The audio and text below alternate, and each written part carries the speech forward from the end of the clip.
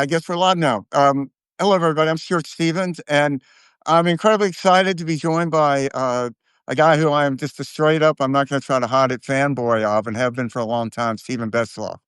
Um, Steven, thanks for doing this, man. Well, this is Um, my pleasure, to say the least.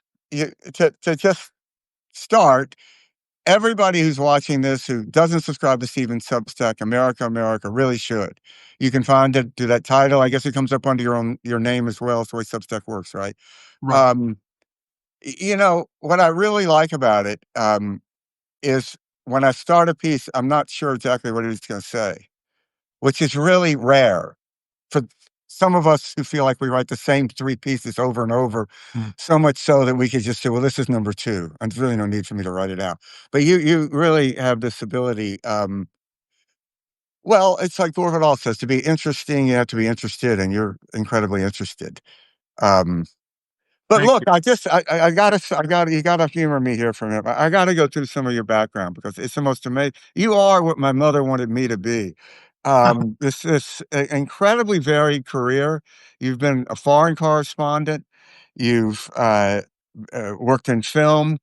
You wrote a book, The Gunman and His Mother, about Lee Harvey Oswald and his mother, which I stumbled on because I had read my old friend Hampton Sides' book on The on great on Lee Harvey. Hampton.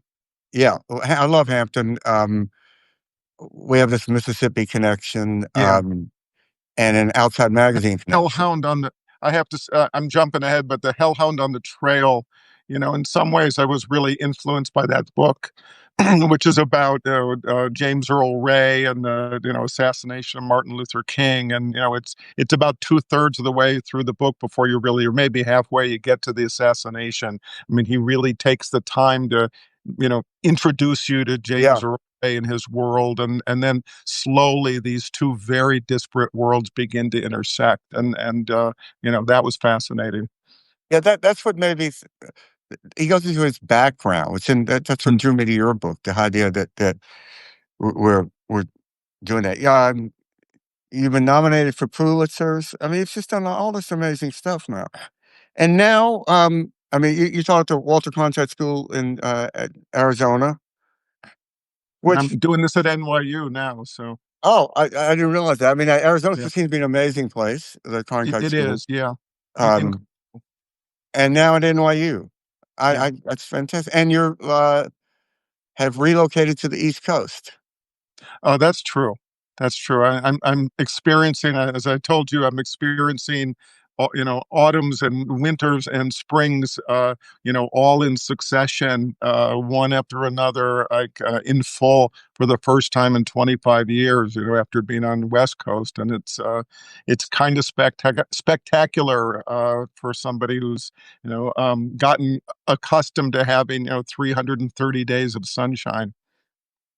Yeah, I I went to a film school out in LA and kind of half still spend time in Santa Monica, and I find it appallingly pleasant, but very disturbing if you're not there for very long. Yeah, Well, it's look, it's also about, if I can just say, as long as yeah, we're doing this, it's about light also. I mean, I lived for 4 years in Finland, and I spent time north of the Arctic Circle. And if you're there in the winter, there's a couple of months where the sun doesn't come over the horizon, and you get this kind of gorgeous refracted light for a small number of hours of the day. And so right. I'm very aware of the different kinds of light in different places. There, it's this kind of surgically silver, clear, precise, beautiful, sort of intellectual light, as opposed to the gauzy, numbing light of Los Angeles. Yes. So I don't want to get distracted here, but I kind to follow up on this because I'm a big Finland. I spend time there. I love it. Where were you and why were you there? Well, I mean, I was based in Helsinki. I went through, I was there sort of in the years right around the collapse of the Soviet Union. So I was there right before the collapse, tried to go to then Leningrad, couldn't, the Right. trains were stopped because of the coup attempt from Moscow. ended up going to Tallinn instead in Estonia. It's 50 miles across the Gulf of Finland, and it was the week after the Estonians had declared independence from the Soviet Union, and so it Wow. was and did a big piece, as it turned out, for the Village Voice at the time, and it was just to sort of tell the story about how they were coping and their ideas about the future, and what was happening, and that really excited me about spending more time there because I felt like I'm too young to have been around for the birth of the Soviet Union and the rise of world communism, but I was, old enough to be there for the end of the world communism and the end of the Soviet Union, and to see what happens when, in essence, one day you wake up and your country no longer exists. Yeah. And now what, right? Everything changed. All the rules, 60 rubles that was a month's salary became, enough to buy a couple of Snickers bars. So everything was sort of open. And so, I mean, And so let me ask you, I talked to some people. Tom Nichols has written about this, I mm, thought very interestingly, um, ab- about how he felt a real sense of hope then, that mm. there really, that this could be the beginning of something Oh new for the yeah. Soviet Union. Did you Oh experience that? Was that your Oh feeling? yeah, well, because that whole first period, I mean, there was so much of a feeling, the yearning to be free, the yearning to be part of the West, the yearning to be part of, the larger world in a way that they had been cut off for so long. And so there was a hunk, when a foreigner came, you were really treated like a hero almost because people were sort of so hungry for engagement and to think about their possibility, and that lasted for a while, and then gradually the hard realities, both of surviving after the collapse, people were really struggling to survive. I mean, I Right. met literally brain surgeons who were dealing cards in a casino, or nurses who were working as prostitutes, and all of that kind of thing that happened for people to survive. But the other thing was that Vladimir Putin driving a taxi. yeah, yeah, yeah. I mean, but then the thing was that they also gradually started to understand the reality that maybe the West wasn't all it was cut out to be, and so there was a kind of, shall we say, growing disappointment and maybe rising cynicism about their place in the world. When I first started spending time in Finland, which I was there because I discovered this nutty skiing event they have, where cross country skiing, where you ski from the Russian border to the Swedish border in the northern third of Finland. It's called Border to Border. I wrote a piece about it for Outside. Yeah, Utterly nutty, but great and a fun. great piece, by the way, because I did see it, Oh, and it was great. It was absurd fun. But what really struck me, so this was, pre-invasion of Ukraine, or the main invasion of Ukraine, maybe 5 years ago. How much people thought and talked about Russia then. mm, In the mm, It was like this omnipresent sort of shadow, yeah, and there were some, uh, uh, I call them kids on this trip, who were in university, who also were in the military, yeah, and I just, it's like, wow, I mean, Russia, really, and they, Finland never relaxed, they never gave up, and what they a country of 5.5 million, and they yeah. can have a Two, standing army of what, about 1 million. Yeah, about 1 million in yeah. 48 hours or something. I mean, look, they have an 835-mile border with Russia. Yeah, So that has always been true. They were an autonomous duchy of the Russian Empire, if you go back right, well, up until 1917, when they essentially got their freedom from Lenin, who said, like, we're not going to maintain this duchy anymore. And right. the thing is that the Finns fought two wars against the Soviets. They ended up giving up land, to the Soviets to maintain their independence. But they've always had this very fragile relationship with the Soviet Union and then Russia. I mean, I think the interesting thing I find is that, and I'm there almost every year. My wife is from Finland, and I have family that's there, Oh, wait, and so you sort of buried the yeah, lead here. So yeah. moving to Finland permanently is an option for you if, things Were really, things to turn sufficiently yes, south, you, that is a real yeah, option. I may I'm be hoping calling you to, and asked to be adopted. So just, yeah, that's um, always possible. I mean, look, it's perfect in the summer. You get 21 hours of daylight, so that has its upsides. yeah, I'm obsessed So with the Winter War, which another whole episode. I'd love to talk about it. When the Russians invaded 1939, yeah, uh, thought it would be easy. I mean, I think, and the Finns defended like 4-1 mightily. casualty rate. I mean, it's just an extraordinary feat of arms and sort of human courage and resilience. Yeah, I'm convinced that Hitler's march to Moscow may have been influenced by his belief that the Russians were beatable, because the Finns were so fierce in their success really at fending them off. Yeah, and look, and before we leave, have you ever read a book, sort of a novel called Deep River No. by Carl Marlantes? Everybody should read this book. Carl Marlantes is, I think, a genius. He was from this small Oregon town that was a Finnish lumbering town. He's Finnish, second generation Finnish, Mm, or maybe first generation Finnish. Um, Smart guy, uh, went to Yale from this small high school, in Oregon. Uh, Became a Rhodes Scholar, and then we're talking 1969. Before going to Oxford, he enlisted in the Marines and became a first lieutenant and went to Vietnam at a time when the survival rate of first mm, lieutenants in Vietnam was, under a month. And he survived, had an extraordinary war. And I knew people who knew him at Oxford and said he seemed, and then he went to Oxford. And it's the most amazing sort of like, wait, I know I got a Rhodes Scholar, but first I want to go to Vietnam. yeah. It's like, no, most people No. just, These things don't equate. Yeah. yeah, it's like, what? And people say it was sort of really normal. James Fallows knew him at Oxford when he was a Rhodes Scholar.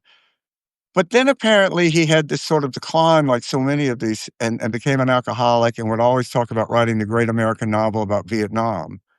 And then, damn, if like 25 or so, 30 years later, he did, called Mm, Matterhorn, mm, which is a work of, I mean, you can't read this and not think this is a work of genius. mm, But he then published a novel called Deep River, which is this sort of novel like Americans just don't write anymore. It's like Tolstoy, mm. of long novel about three generations of Finnish Americans. Wow. And it begins when Finland is still this Russian duchy. And it really, to escape from that, they first come to America and Yeah. they gravitate to Oregon because they're lumberjacks. Yeah. Anyway, it's just an amazing Yeah.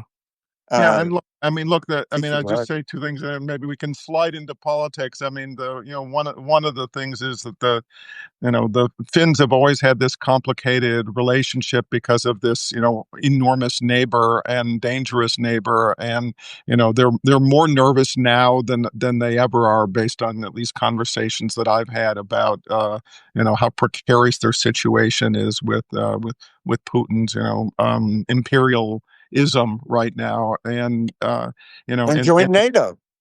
well, they joined NATO, but we're NATO, it looks more fragile than it used to because of this this moron who's in the White House, and the thing is that you know how upside down our world is, that we have somebody sitting in the Oval Office who's convinced that Vladimir Putin and Russia are a model.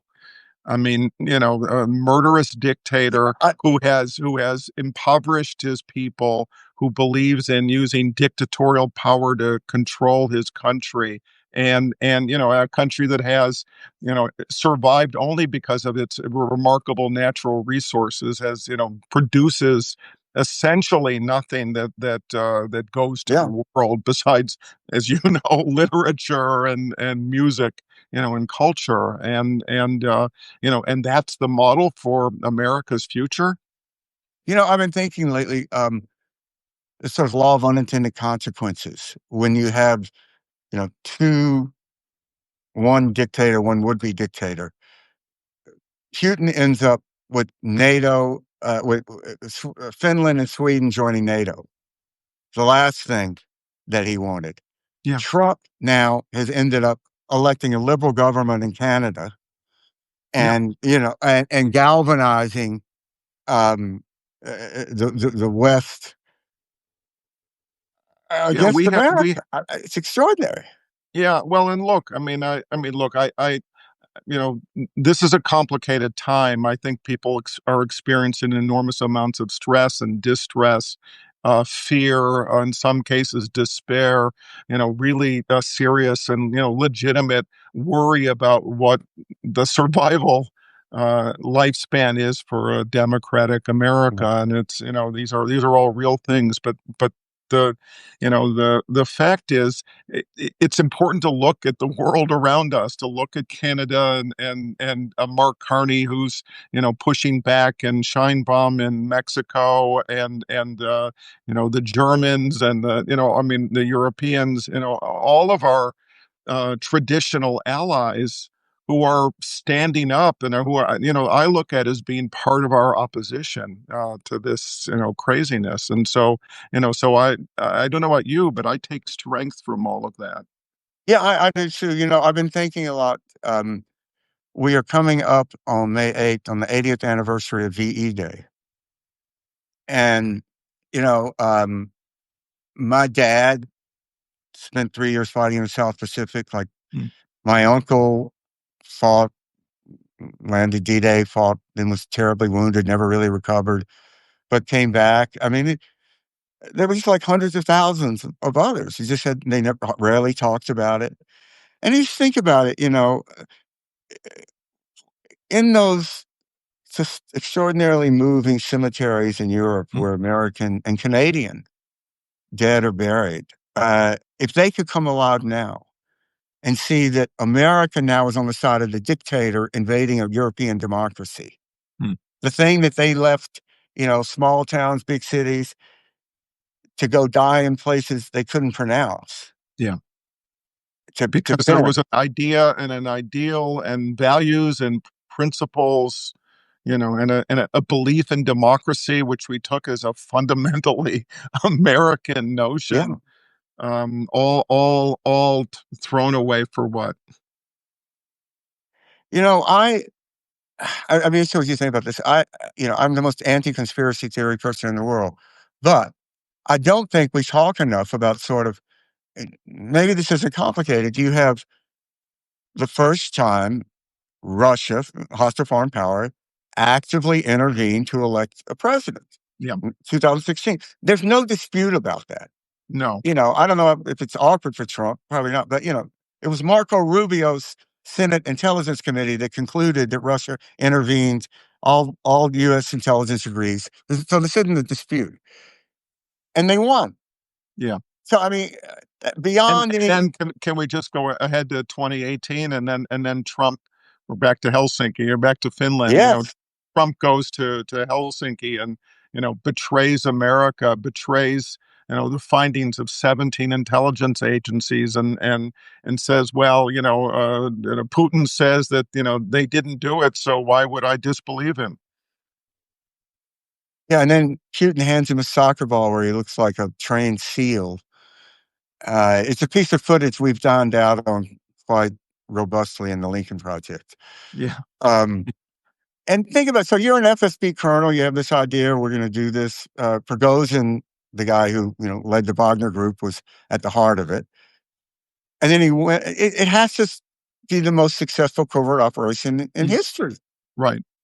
I mean, say what you will about the Cambridge Five and all of that.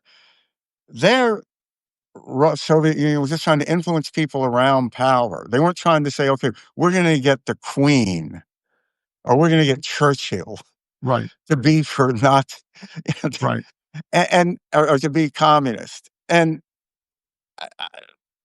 that's what they've done. And I'm I mean, not the when first. look, Trump went to Moscow, and I believe it's 87. Yeah, He obviously was wined and dined by, by KGB, all the sort of right people that sort of knew how to, flatter this so-called rich businessman.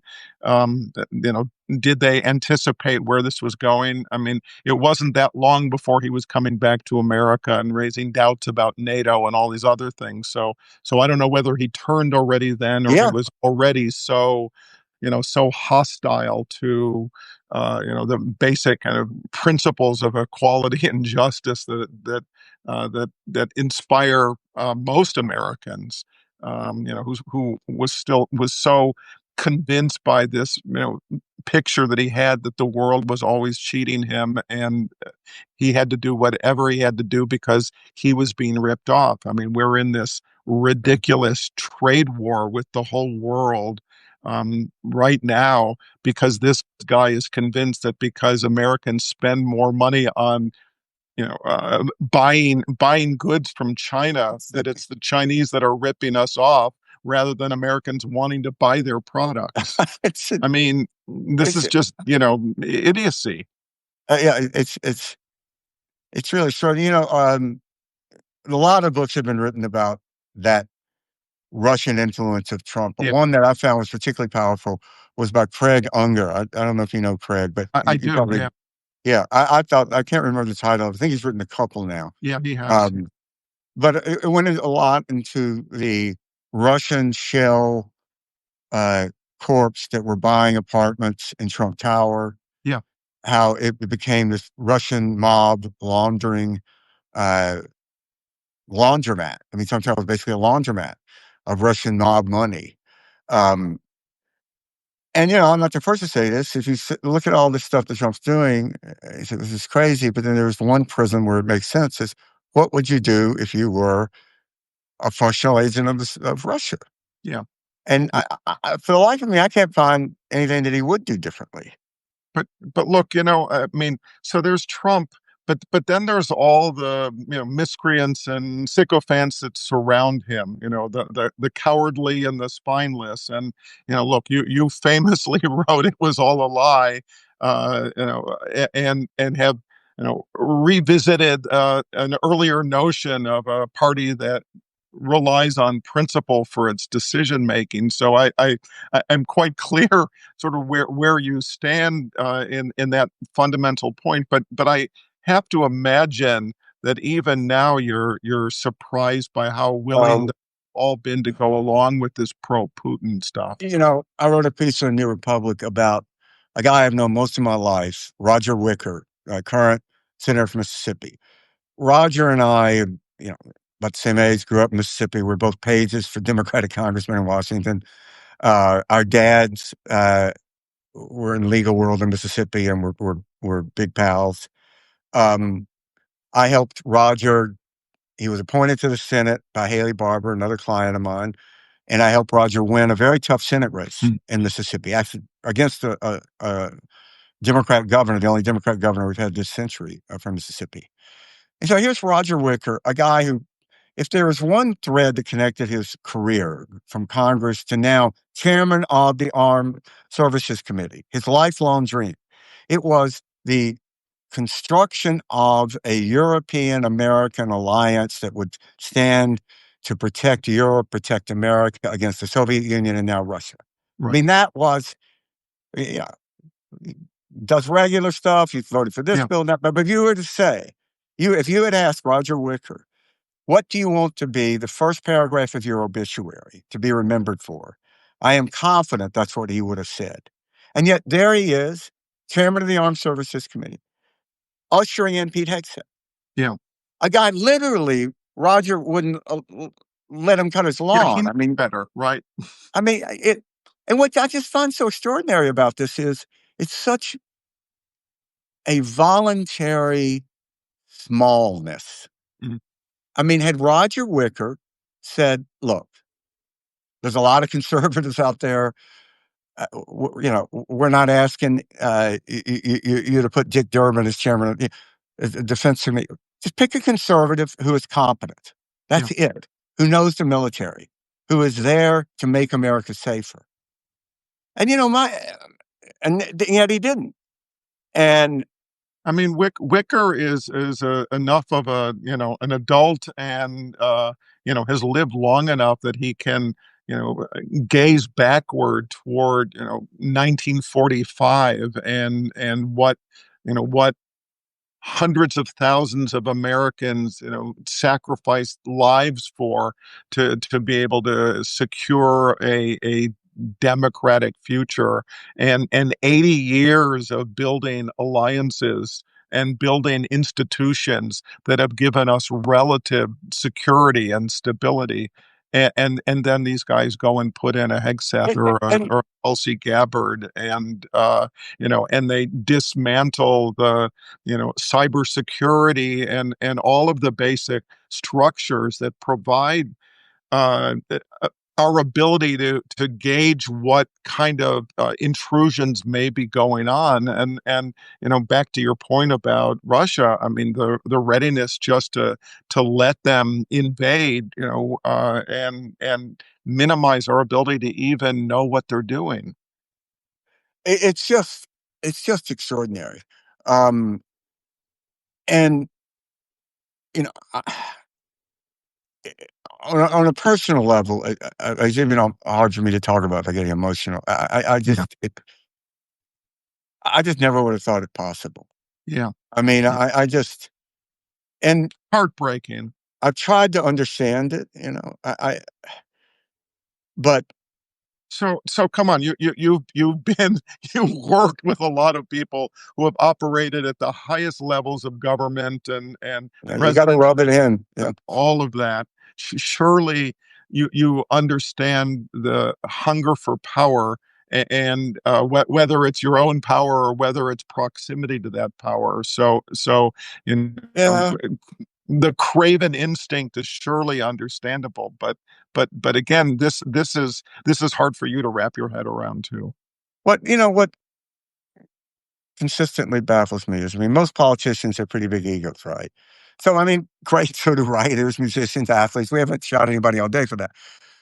But why don't they think about how they are going to be seen? Mhm. We're not talking 50 years from now. Yeah, How are they going to be seen um, in the near future? yeah, And my theory is that Trump appoints someone like Pete Hegseth, who he knows is a blithering idiot. He knows he is. yeah. Knows, he's a But it drunk, a will be moron. obedient. He does it to He'll do what prove that Esper didn't do, right? He's the one who will, when he says shoot the protesters in Lafayette Square in the legs, Hegseth will give yeah, the he'll order. ask both legs or one leg. Yeah, Um, but I think Trump takes a evil, sick glee out of proving that he can make these U.S. senators vote for a moron who is a danger to the country like Pete Hegseth. yeah, And if there's one thing, I think that is consistent about Trump, he has this animal instinct for weakness.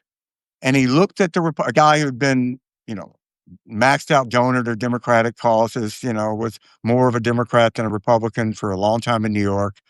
Say that's out of a convenience, out of social standing, whatever. But he was. He certainly wasn't a movement conservative. And, you know, he saw that in 15 that if I promise the Republican Party power, if I can deliver them power, all of these things they said that they believe in, that they'll walk away, and not just walk away from, they yeah, will actively oppose. yeah, And he was right. yeah. I mean, he All of them, understood. He except a few. understood. A few. There are a few. Mitt, you have Adam, uh, Kinsey, Liz. Yeah, There are a few.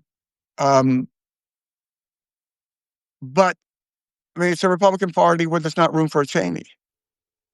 yeah, I mean, think about that. yeah. I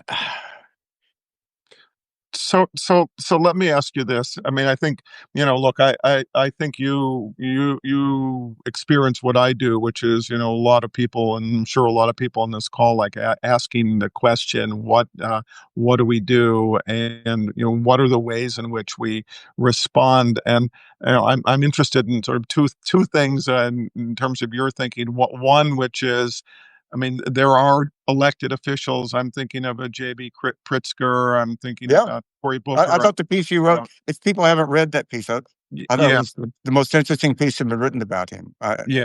I learned a lot about him and really had a whole different feel for him after I read your piece. Well, thank you for that. I mean, I more than anything, I cut and pasted what Pritzker had to say. And, he's been one of, I think, just a small handful who have really grasped the urgency of the moment and is able to give the historical context that goes right back to Nazi Germany and looks at this moment and feels like, it is a five-alarm fire and we need to act accordingly, right? Not be tepid, not do nothing, not look the other way, not assume that we'll just play this out until the midterms or let's look forward to 2028. I think there's a genuine alarm warning that's at the right level. And, I think there aren't enough of the surely of the Democrats who are doing that. And I'm wondering, do you think, A, that there are solutions to be had from the elected officials? B, do you have hope because of the courts and I think in some cases, the very fierce role of a number of judges who've been able to Right. stand up, not Some only Republican. in individual rulings, but Yeah. also to sort of stand up for the principles of the Constitution and 250 years of a republic that's been committed to the separation of powers and committed to trying to sustain the rule of law for the benefit of society. But and then the third part, so I'm giving you three parts: the elected officials, the courts, but then the streets. And in my view, the need for Erica Chenoweth at Harvard talks about 12 million. She talks about 3.5% of a Three and a population. half. See, I found that fascinating. Yeah. Yeah, which in the American context is 12 million So people. just play that out for a second so people understand it. So Yeah. the theory is, Well, the theory is, and this is based on the research of quite a number of countries, where the people were looking for some kind of political change, governmental change, some kind of redress, and generally found that the ones that had the most ability to have an impact and to in some cases topple a government or to have very clear goals that led to redress of one form or another. Uh, it usually depended on having at least 3.5% of the country's population, and that it was nonviolent. mm, Those two characteristics were critical, and so we're not there yet in the American context of 12 million people being on the street as being a level that starts to make a difference. I think ultimately, and probably not in a one-off, but I think ongoing, and where ongoing. the message and the purpose and the goals are clearly defined, which, at this point, there's so many, targets of discontent that I think we still haven't quite kind of concentrated the mind on. Is it the end of due process? Is it the deporting of, without due process, both migrants, and now it looks like the starting of the desire to kidnap and take hostage, in my view, American citizens as well. I mean, is it the dismantling of Social Security so that suddenly, maybe one day soon, millions of Americans are not getting their Social Security payments? I mean, I don't know what the catalytic event is that finally concentrates Americans' attention, but it seems to me that that's the thing that has to happen before we actually have a chance to slow down, stem, change this really dangerous trajectory. You know what? My um, um, belief and attitude toward all this is that the best fights are the one you get in, not because you know you're going to win, but because you have to fight. And I think the wrong question is this going to make a difference? Mm. The right question is, what else are you going to do? So everybody at every level in their life should, as much as they can, emotionally and in their structure of their lives, fight this. I mean, we do this in the Lincoln Project every day. We wake up looking to get in a fight. Yeah. And I am not a fan of this process the Democratic Party is going through of sort of this identity crisis that the party is going through. As a political consultant, right? You had Yeah. an election. On election day, the right track for the country was at 27%. No incumbent party in modern history has ever won when it was lower than 45. Mm. You had incumbent president's approval was 40%. No incumbent party has ever gotten more than 2 points higher. Mm. So it was a perfect environment for challenger to win. And we have data that shows, like Nikki Haley, one of my least favorite people on the planet, would have done better. Yeah. So I think that this is not to be confused with an endorsement of Trumpism. Right. And the people running the Trump The mandate. campaign that I used to work with, God help me. I probably brought up in the Hague and war trials tribunal about it, but they understood that Project 2025 was poison Yeah. and did everything they could to get away from it. And now that people are having to drink that poison, it's not Yeah. going down any easier. Yeah. So, I think this is kind of how people end up worshiping volcanoes. There's a drought, the volcano belches, it rains, and then next thing you know, you're hurling virgins into the volcano. I would not assume that there is some collapse of the Democratic Party's vision or goal that is at the root of this. Yeah. I think probably if, most people would agree, this idea of incumbent president getting out in July, going to maybe we shouldn't do that again, Mm. you know? And Yeah. I mean, 3 months is not enough yeah, time. well, maybe it wasn't like the best Yeah. idea to throw out the primary process. Yeah. And look, I think we have to be honest with ourselves. The day after Hillary Clinton lost, I don't think many of us would have gotten together and said, well, damn, the next time we're going to run a black woman and that's going to fix this. I mean, there is such inherent racism and misogyny in America. Yeah. And Yeah. and I personally think the Harris campaign ran a brilliant campaign. I do And too. and they lost. But that I do. happens. Yeah. And And like Hillary, Kamala Harris rang the alarm bell, right? She yes, articulated it quite clearly. This is a guy that was beholden to Moscow and responds to flattery and as did Hillary Clinton. go through issue by issue, and these things don't make sense. They don't make economic sense. They don't make sense for an actual democracy. All the things that she did. And I think I've been thinking a lot about this idea of normalcy bias and crisis of imagination. And I felt like before I the election, how do you expand people's imagination so that they can look forward to the future and understand the danger that they're in? And this bias, again, this normalcy you bias know, is this very specific notion that people underestimate the significance of a threat and they fail to grasp the extent of a coming disaster.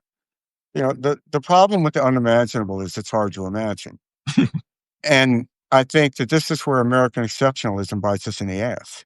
Mhm. That we think that because it's been this way for generations, that it will continue to be. Um, and there's absolutely no reason to think that that's valid.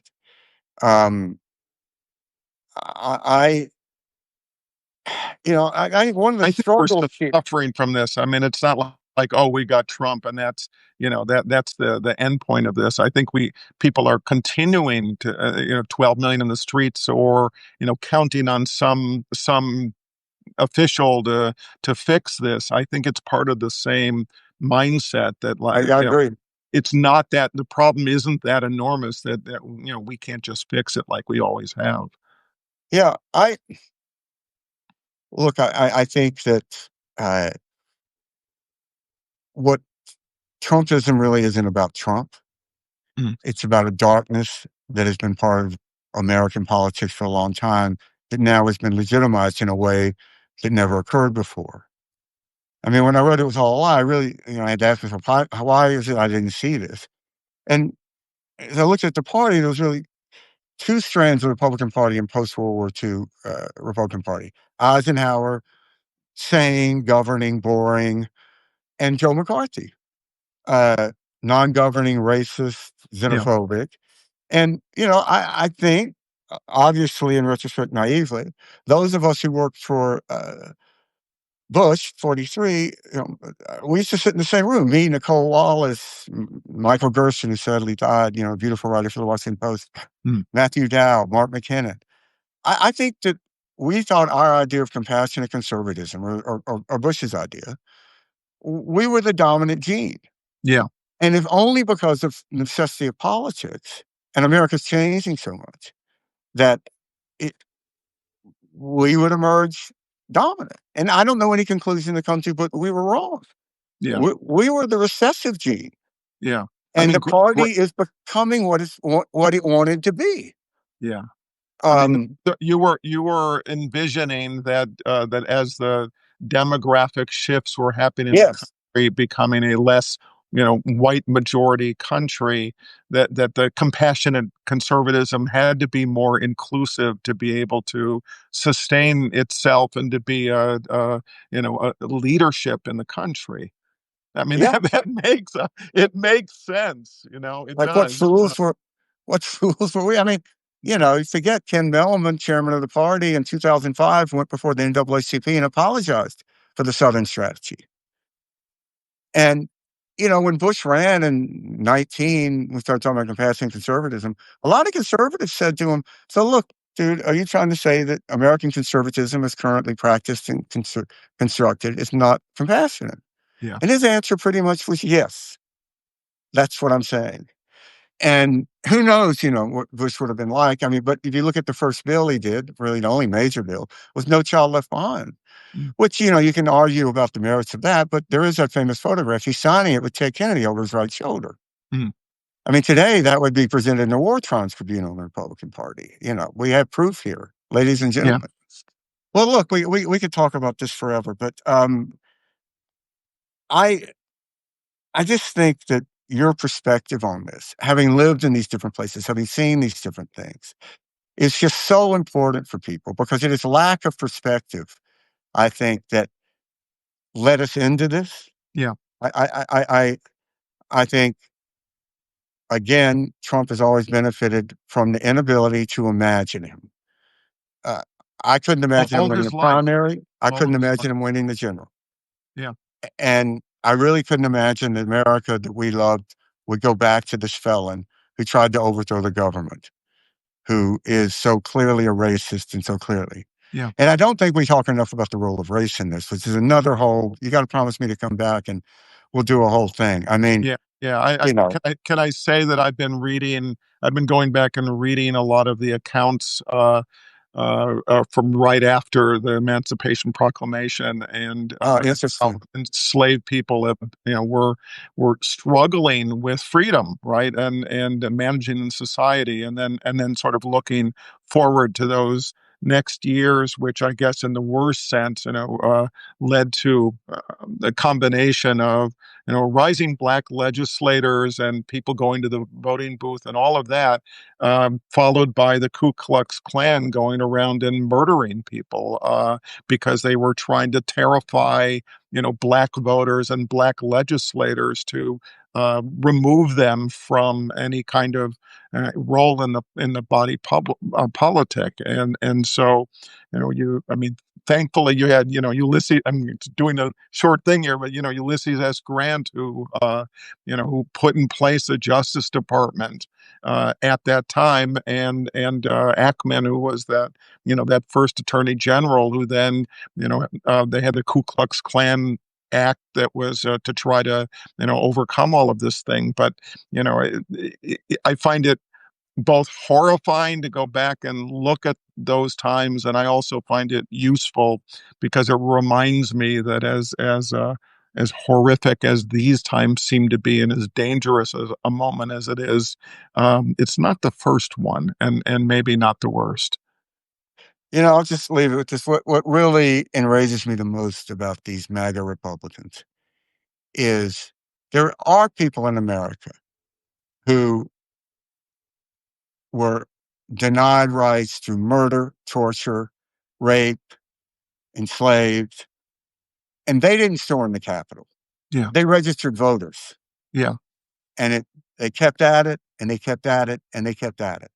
And if you go back to January 6th, 2021, the efforts to decertify these places, they were all, what do they have in common? Atlanta, mm, Philadelphia, Detroit. It's where yep, a lot of Black people live. yep, yep, And that it was just Jim Crow yeah, denial of vote taken to another level. yeah. They're all And just yeah, and I don't look in 2020, Trump's coalition was 85% white in a country that's 59% white, and less so since we've been talking.